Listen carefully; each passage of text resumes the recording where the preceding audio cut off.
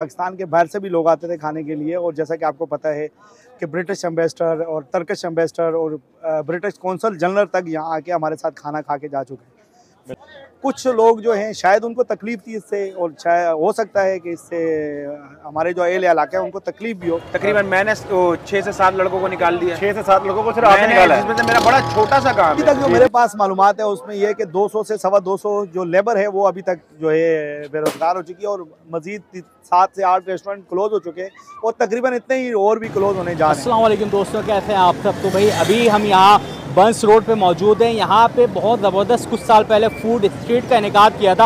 अच्छा भाई, सीन ये है कि जिस तरीके से पाकिस्तान में गुर्बत बढ़ रही है, जिस तरीके से खाने पीने के लाले लगे हुए हैं, उसी तरीके से भाई एक सीन आज भी हमारे सामने आता है। जब हम यहाँ बंस रोड पे आते हैं तो यहाँ पे जितने बाहर सेटअप्स वगैरह लगाए हुए थे जिसके साथ बहुत सारे लोगों का रोज़गार मुंसलिक था, वो सब उखाड़ दिए गए, वो सब हटा दिए गए। किस वजूहात की वजह से हटाए और कितने लोग यहाँ पे बेरोज़गार हुए, क्या क्या लोगों को मसले यहाँ देखने को मिल रहे हैं, और कितने लोगों का एंजॉयमेंट यहाँ पे ख़राब हुआ, और कितने लोगों के घर जो यहाँ पे चलते थे अब उस घर का चूल्हा बुझ चुका है। तो इन सबको देखेंगे, यहाँ लोगों से मालूम करते हैं, यहाँ के ऑनर से, जो रेस्टोरेंट के ऑनर से, उनसे मालूम करते हैं। तो चलते हैं। लोगों को बताइए, ये जो अभी फूड स्ट्रीट को बंद कर दिया गया है, इसके ऊपर आप क्या बोलेंगे?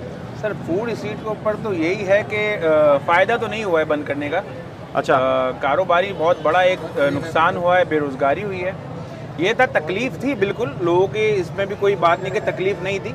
कुछ लोगों ने बिल्कुल ही नाजायज़ किया हुआ था, जो रोड घेरे हुए थे वो बहुत ज़्यादा तकलीफ दे अमल था। लेकिन इसमें बेरोज़गारी जो हो गई वो हद से ज़्यादा हो गई। उस टाइम हमारा मुल्क का अमलिया ये है कि बेरोज़गारी की तरफ वैसे ही जा रहे हैं, कारोबार वैसे ही नहीं है। जो थोड़ा बहुत जो आए हुए हैं काम करने के लिए, उनको सबों ने निकाल दिया है। तकरीबन मैंने 6 से 7 लड़कों को निकाल दिया। 6 से 7 लोगों को सिर्फ आपने निकाला है, जिसमें से मेरा बड़ा छोटा सा काम है। जी जी, क्योंकि लाजमी बात है, मैं कमा नहीं रहा तो मैं कहाँ से रखूँगा। और अगर आप इसी तरह सामने बड़े बड़े दुकानदार हैं, आप उनसे पूछेंगे तो उन्होंने तो 20-20, 40-40 लोगों को निकाल दिया भाई। अच्छा, वैसे मैं आज देख रहा हूँ कि आज हफ्ता है लेकिन सामने इतना रश नज़र नहीं आ रहा। आप एक आते थे तो एक दुकान पे जाते थे तो वेटरों की एक रश होता था, वेटरों का भी एक रश होता था माशाल्लाह। कुछ भी नहीं, आप देखो यहाँ पे कहीं भी कुछ नहीं है भाई। ये जो फूड स्ट्रीट बंद कर दी गई है, इसके बारे में आप क्या बताएंगे? कितने लोगों का नुकसान हुआ है? क्या ये सही इकदाम था या इकदाम जो है वो सही नहीं था?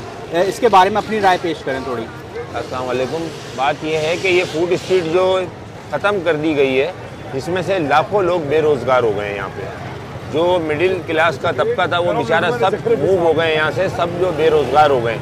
और जितने रेस्टोरेंट थे सारे उन लोगों ने ही अपने लोगों को निकाला है, क्योंकि वो जो इतने सालों से काम करते थे उन लोगों के पास, अब वो बेचारे मजबूरी हो गई है क्योंकि काम हो गया ख़त्म। यहाँ से बाहर की सिटिंग हो गई है बंद बिल्कुल।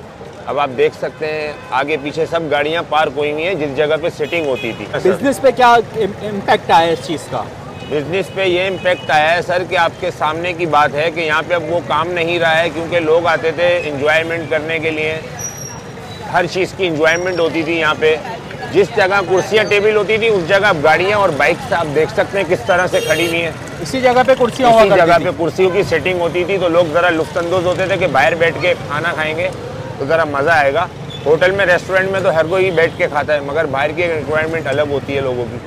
बहुत शुक्रिया भाई। खुरम भाई, ज़रा लोगों को ये बताइए कि आप ये बताएं कि पहले जो फूड स्ट्रीट थी जिसमें बहुत रौनक थी, मैं देख रहा हूँ बिल्कुल रौनक नहीं है फूड स्ट्रीट में ना। आज तक कि हफ्ते की रात है यहाँ पे, तो पहले ज़्यादा सही था कि लोग यहाँ पे कुर्सियों पे बैठ के आराम से खाते थे, या अब ज़्यादा बेहतर है कि ये जो उसकी जगह बाइकें खड़ी हैं, गाड़ियाँ खड़ी हुई हैं? तो आपका क्या कहना है, ज़रा व्यूअर्स को बताएं हमारे। पहले जो है काफ़ी बेहतर इंतजाम थे, गाड़ी की पार्किंग भी थी, वेले पार्किंग थी, हमने अपनी गाड़ी उनको दे देते थे, वो बहुत इजी था हमारे लिए। हम पैदल भी अगर आ रहे हैं तो चल फिर रहे हैं, एक अच्छा एक फैमिली माहौल था। अब ये कि सारी गाड़ियाँ यहाँ पर आ रही हैं, जो पहले बैठने की जगह थी पहले उस तरह की नहीं है। अब जैसे हम लाहौर की फूड स्ट्रीट में हम देखते हैं तो वहाँ पे लाइटिंग है, और पुरानी जितनी जो इमारत हैं उसको उन्होंने नक्शे नगारी करके, कलर करके और लाइटिंग ऐसे करके उसको और निखार दिया है। तो उसी तरह हमें उसी पैटर्न में चाहिए कि कराची भी करें। अभी आप देखेंगे यहाँ पर रश कम नहीं है, रश तो बहुत है। लोग चाहते हैं कि ये काम हो और बैठने की जगह हो, खाना पीना, क्योंकि यहाँ बहुत अच्छा है फूड स्ट्रीट है, मगर हम उसको यूटिलाइज नहीं कर रहे। फैमिली पॉइंट ऑफ व्यू से इस वक्त बेहतर नहीं है, उस वक्त बहुत बेहतर था। फूड स्ट्रीट में जब ये बंद थी तो उसमें ये होता है कि ईजी पार्किंग, ईजीली यहाँ पे आपको बैठने की जगह मिल जाती थी बहुत प्रॉपर। और लेकिन ऐसा अब ये है ना बहुत मुश्किल होती है। जैसे आप देखें मैं यहाँ खड़ा हुआ इंतज़ार कर रहा हूँ कि जगह मिलेगी तो अंदर जाएंगे, वरना उस वक्त ऐसा होता नहीं था। बाइक पार्क करके या गाड़ी पार्क करके हम यहाँ पे आराम से बैठ के एंजॉय करते थे। अभी भी कुर्सी की जगह पे बाइकें ही पार्क हैं, कोई और काम तो हो नहीं रहा। तो उससे बेहतर था कि जहाँ पीछे जो पार्किंग थी वहीं रहने देते और यहाँ पे जो है वो टेबल चेयर लगते, तो हमें बहुत आसानी थी। अस्सलाम वालेकुम फराज भाई। वालेकुम अस्सलाम। कैसे हैं? ठीक ठाक? अल्लाह का एहसान दुआ। फराज भाई, हम लोग बंस रोड पे आज सबसे सर्वे करते हुए आ रहे हैं आपके पास। ये बताएं कि ये जो अभी फूड स्ट्रीट बनी हुई थी जिसमें काफ़ी लोगों का रोज़गार भी चल रहा था, और जो अभी हम देख रहे हैं गाड़ियों की पार्किंग बन गई है और बाइक्स खड़ी हुई है, यहाँ पे पहले लोग आराम से बैठ के खाना खा रहे थे, तो आपका क्या कहना है इसके ऊपर? ये सही हुआ है, गलत हुआ है? बिस्मिल्लाहिर्रहमानिर्रहीम। सबसे पहले तो आपका शुक्रिया, आप आए हमारे दुख दर्द में शरीक होने के लिए। सबसे बड़ी बात तो ये है कि ये कराची शहर का एक बहुत ही खूबसूरत हिस्सा बन चुकी थी फूड स्ट्रीट, और कराची की एक पहचान बनती जा रही थी, जिससे कि दूर दराज से लोग आते थे और पाकिस्तान के बाहर से भी लोग आते थे खाने के लिए। और जैसा कि आपको पता है कि ब्रिटिश एम्बेसडर और टर्किश एम्बेसडर और ब्रिटिश कौंसल जनरल तक यहाँ आके हमारे साथ खाना खा के जा चुके हैं फूड स्ट्रीट की वजह से। और यहाँ पे पाकिस्तान के अंदर मेरे ख्याल में आज तक कोई कौंसल जनरल किसी फूड स्ट्रीट पे खाना खाने कभी नहीं आया होगा। तो ये एक बहुत अच्छा एक मैसेज जा रहा था कि अब कराची जो है वो रोशनियों का शहर है, आपको पता है, और इसकी रोशनियाँ बहाल होती जा रही थी। तो जो सिंध गवर्नमेंट ने इसके ऊपर एक नोटिफिकेशन निकाला और इसको फूड स्ट्रीट का दर्जा दिया गया। कुछ लोग जो हैं शायद उनको तकलीफ थी इससे, और शायद हो सकता है कि इससे हमारे जो एल इलाका है उनको तकलीफ भी हो, लेकिन वो 10-5 लोगों को अगर तकलीफ थी तो 100 लोगों को इससे फ़ायदा भी था। तो फूड स्ट्रीट पे सबसे बड़ी बात यह, फूड स्ट्रीट बनने के बाद रोज़गार में बहुत इजाफा हुआ और बहुत ज़्यादा यानी कि लोगों को यहाँ पे जो रोज़गार के मौके मिले, लोगों ने अपना रोज़गार शुरू किया। एल इलाका ने सबसे ज़्यादा ये है कि यहाँ पे एल इलाका ने अपना बिजनेस शुरू किया।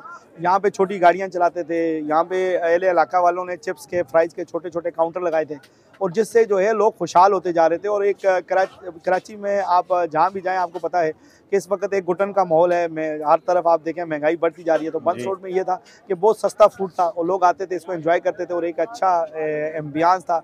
एक आपको पता है हिस्टोरिकल बिल्डिंग्स हैं, ये वैसे ही शहर का एक बहुत खूबसूरत हिस्सा है। बिल्कुल ऐसे। तो अभी ये कितने लोग इसमें तकरीबन बेरोजगार हुए हैं? अभी तक जो मेरे पास मालूमात है उसमें यह कि 200 से 250 जो लेबर है वो अभी तक जो है बेरोजगार हो चुकी है, और मजीद 7 से 8 रेस्टोरेंट क्लोज हो चुके हैं, और तकरीबन इतने ही और भी क्लोज होने जा रहे हैं। तो ये बढ़ता चला जाएगा। आगे रमज़ान आ रहा है, जैसा कि आपके इल्म में है कि जैसे ही रमज़ान आता है तो महंगाई बढ़ जाती है और लोगों के खर्चात बढ़ जाते हैं, तो इससे जो है लोगों को बहुत ज़्यादा तकलीफ है। और मेरे ख्याल में लोग जो है अब अल्लाह खैर करे, लेकिन ये कि बहुत ही मुश्किल हालात में जा रहे हैं। बस फराज भाई, आप ये रौनकें दोबारा से बहाल होनी चाहिए। या हमारा तो हाई कोर्ट से भी यही अपील है कि अगर वो इस पर नज़रसानी करें, और हमारी एला इलाका से भी अपील है कि वो भी नज़रसानी करें इसके ऊपर, कि इससे अगर किसी को नुकसान हुआ है तो अगर किसी को फ़ायदा हुआ होगा लाजमी बात है, लेकिन इसको बंद होने से ना बहुत सारे लोगों को नुकसान हुआ है। सही। तो बस दुआ करते हैं कि अल्लाह ताला ये जो बस ये हमारी भी अल्लाह से यही दुआ है कि अल्लाह ताला सबको हिदायत दे, जो बेहतर है। रब से ये हमारी इल्तिजा है कि जो लोगों के हक में बेहतर है वो अल्लाह ताला इसके ऊपर करे। आमीन आमीन। बहुत शुक्रिया फराज भाई, आपका टाइम, बड़ी मेहरबानी। Thank you.